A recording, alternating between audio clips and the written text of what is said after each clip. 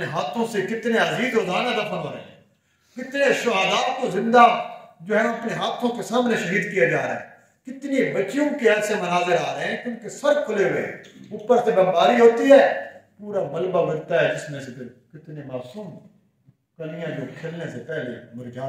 Like, subscribe and press the bell icon for new updates.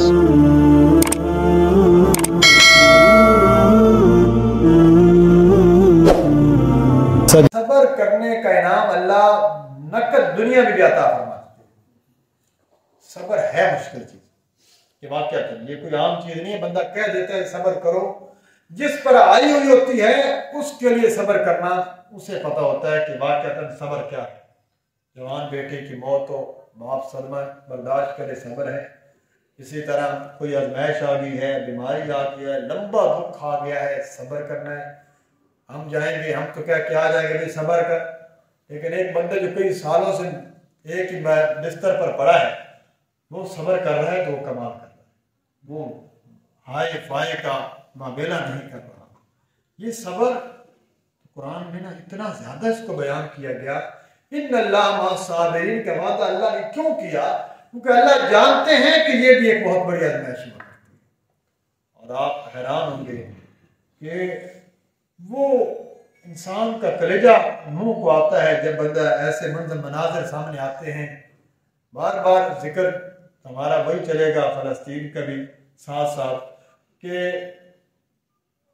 कुर्बान है कि वो बाप और वो माँ अपने डॉक्टर है, अस्पताल पहुंचता है, आगे से जवान बेटे की नीयत मिलती है, पीछे पलटता है जख्मी बहन मिलती है, इधर देखता है तो बेटी जख्मी पड़ी है और वो उससे मंजर देखा नहीं जा रहा। लेकिन सबर की कैफियत ये है कि जुबान से एक कलमा भी मैं शुक्रिया अल्लाह आते हैं। लेकिन इन आजमाइशों में सबर करने वालों के लिए इनाम भी बड़े। अपने हाथों से कितने अजीज रोजाना दफन हो रहे हैं, कितने शुहदा को जिंदा जो है अपने हाथों के सामने शहीद किया जा रहा है, कितनी बच्चियों के ऐसे मनाजिर आ रहे हैं कि उनके सर खुले हुए, ऊपर से बमबारी होती है, पूरा मलबा बनता है जिसमें से फिर कितने मासूम कलियां जो खिलने से पहले मुरझा गई।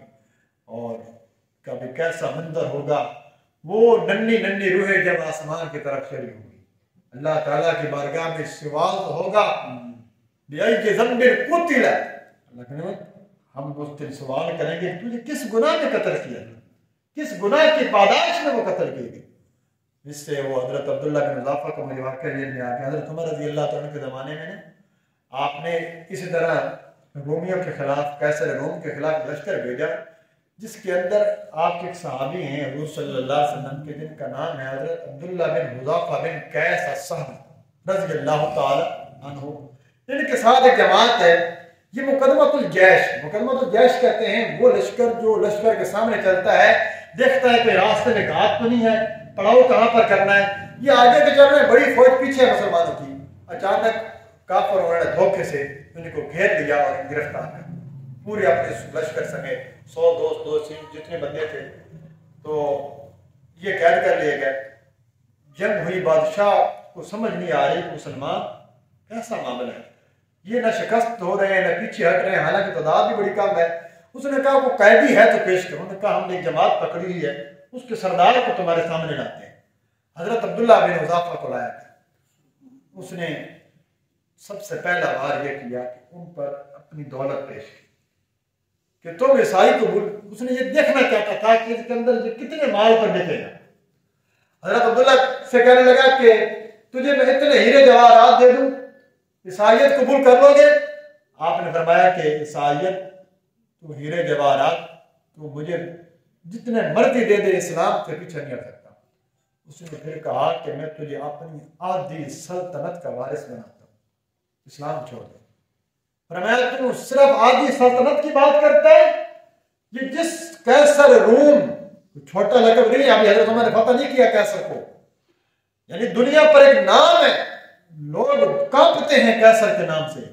कहता है तुझे जो मांग दूंगा, अपनी आधी सल्तनत दूंगा, सिर्फ इस्लाम से पीछे हट जा।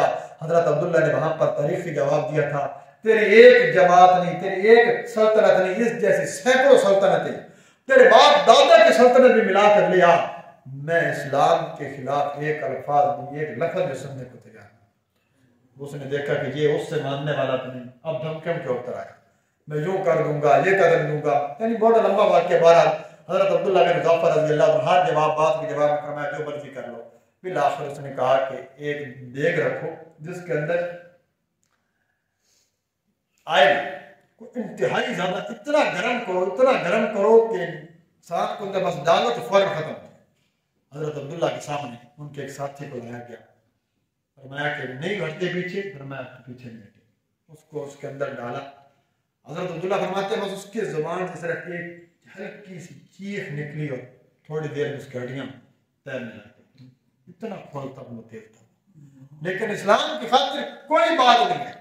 उसने कहा बस आखिर ये नहीं मानता, इसको इस देग के अंदर डाल। जब करीब पहुंचे ना तो आंखों में आंसू आ गए। वो चेले भागते हुए गए कि वो जो शख्स है जिसको कितने दिनों से तुम मनवाने की कोशिश कर रहे हो रो पड़ा है। तो बादशाह ने कहा फौरन मेरे पास ले आओ, यही तो मौका है।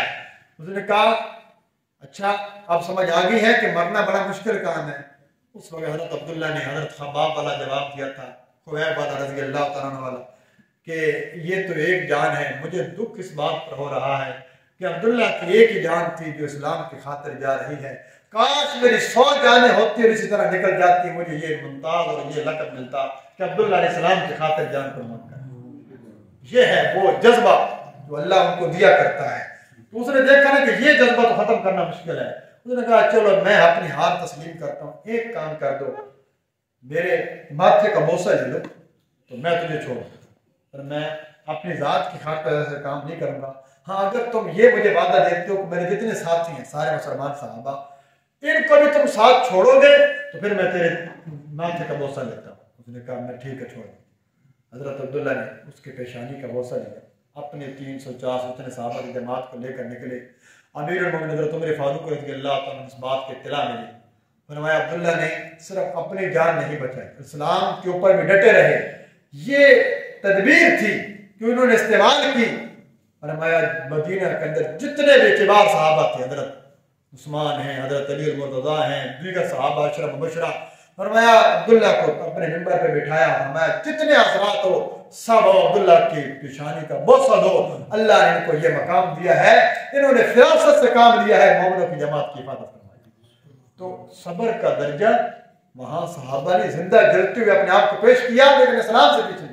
आज उन मुजाहिदीन को देखकर ये देर में आती है कि अल्लाह ने जो मकाम उनको दिया देना है, लेकिन उसके ऊपर वो सब्र जो कर रहे हैं, हो सकता है सब्र का अल्लाह उनको बहुत बड़ा मकाम दे, लेकिन इस सब्र की वजह से भी बहुत बड़े मुश्किल आजमाइश है। तो बादशाह हजरत मूसा अलैहिस्सलाम ने फरमाया कि जब जालिम जुल्म करता है इसके मुकाबले के साथ साथ काम करता है, सब्र भी करता है।